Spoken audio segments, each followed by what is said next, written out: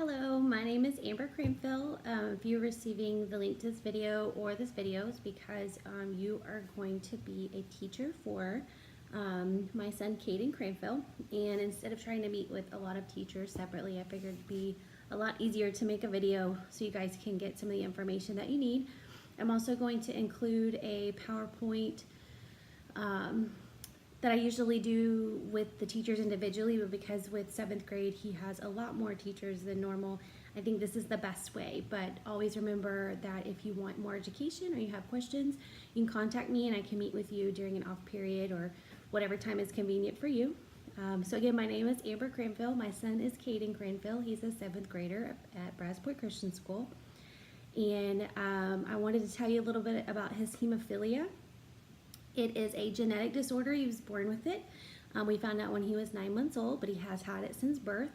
And it did come from me, so I also have experience with hemophilia. I also have other family members that deal with it as well. It is a genetic bleeding disorder where he is missing something called factor VIII. It's a building block that the body has to help his body make a clot, so he's deficient in that. Some of the information that you will receive is a lot about kids or people that have severe hemophilia. He actually has moderate. So there's 3 different types of hemophilia A, which he has hemophilia A or factor VIII deficient, and there's mild, moderate, or severe, and Caden is moderate. So what that means is a kid that has severe hemophilia makes 0 factor VIII, which is the clotting factor his body is deficient in. Kids that have severe hemophilia make 0. He makes a little bit, like 3%. Normal humans that don't have this issue make 100%. So it's not a lot, but it's just enough to prevent some of the major complications from happening very often, but they are possible, but it's unlikely. Hemophilia is, again, a genetic disorder, so his liver doesn't make enough of what he needs. It is not contagious. It's not something that will go away or get better unless there is a cure. The only possible cure is a liver transplant, but that's not something that he needs at this time. So you won't get it. It's not something that if you get blood on you that you're going to get it. It's not like HIV or anything like that. It's just a genetic disorder. His moderate hemophilia means that he may have some more severe issues than somebody who is mild, and we'll go into that. Let's see. So what bleeding looks like for Caden, a lot of people feel like or think or have heard that kids or people with hemophilia, when they'll bleed to death from a paper cut, and that's not true at all. His bleeding is almost always internal. So internal bleeding can happen into the joints, into the abdomen, into the organs like his brain, his heart, his stomach, things like that. So a lot of the bleeding that he experiences is actually not visible to you or I. He will know before anybody else does that he's bleeding. So what's really important in that aspect is to listen to him. Caden has had a lifetime, so 12 years of education about his hemophilia. He can tell you just about anything that I could tell you as well. So listening to him is extremely important. He will know when things are feeling like he may need his medicine. And it's really important that we treat very early on in the bleeding to prevent complications that could either cause him lifetime problems, hospitalization, or even death. I mean, it's possible. It's not likely, but it is possible. So some examples of what bleeding looks like for Caden is swelling in a joint. So he has some problems in his knees. So you may notice that he's limping or he's hurting or complaining that something's not right. He feels like he may have a bleed. We call it a bleed. And that's usually indication something's going wrong with this hemophilia. And one of us, myself or my husband, preferably me first if possible, be notified, and we live very close. We can come give him his medication, take him to the doctor or to the ER as needed. So listening to him, pain is usually the first indicator. He can bleed internally without an injury. So it doesn't have to be he got hit by a football or something or a ball or whatever. It could just be he walked a lot that day and his knee is now bleeding internally. So pain is the first indicator. Second would be swelling or warmth to the joint. So it feels hot. It's not, it's red, it's swollen, it's painful.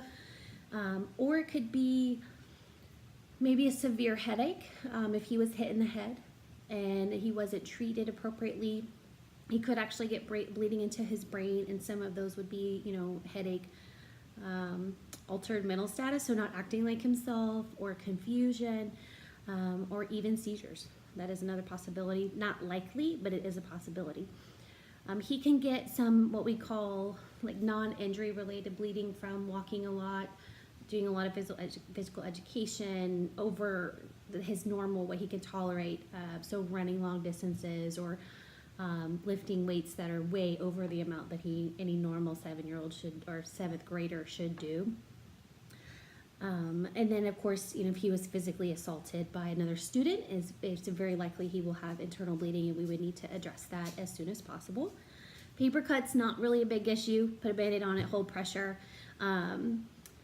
Broken bones, obviously, emergency. So anything that you would consider an emergency for a kid without hemophilia is an emergency for Caden. So just because something minor happens doesn't mean you have to call 911.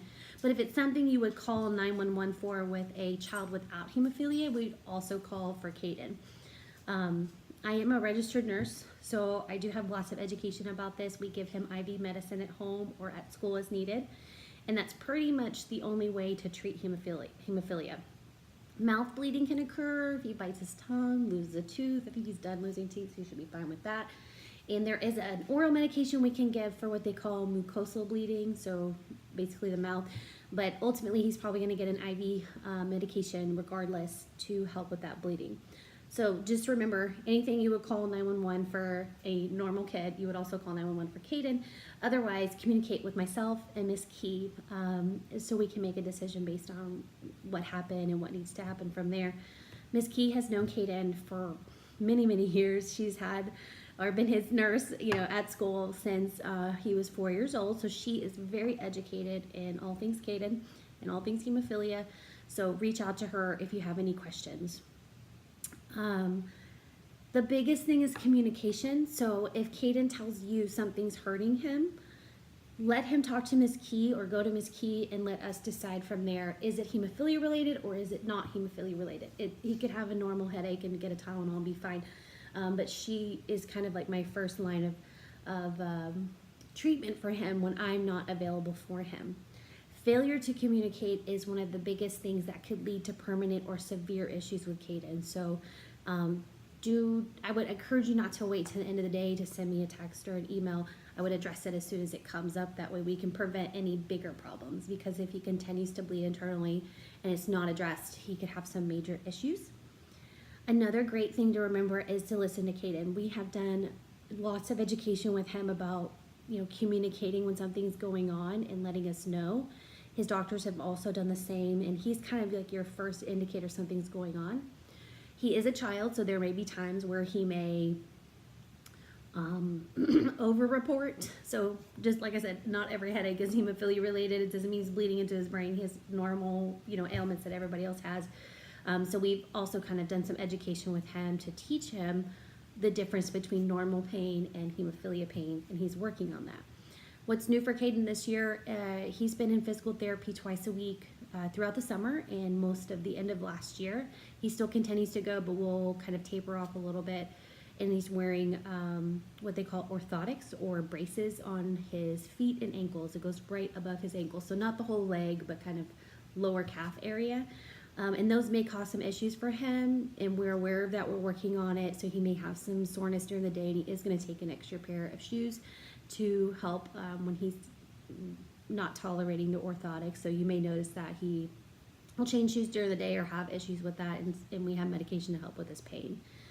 I think that's about it. Hopefully that's enough. Again, you'll have some written information to look over, but please communicate with me as much as possible. I will never be upset if somebody calls me or talks to me all day long about it. I love to teach about this. I love to educate. That way you guys feel comfortable taking care of him and being his teacher and being my eyes and ears when I'm not available or he's at school.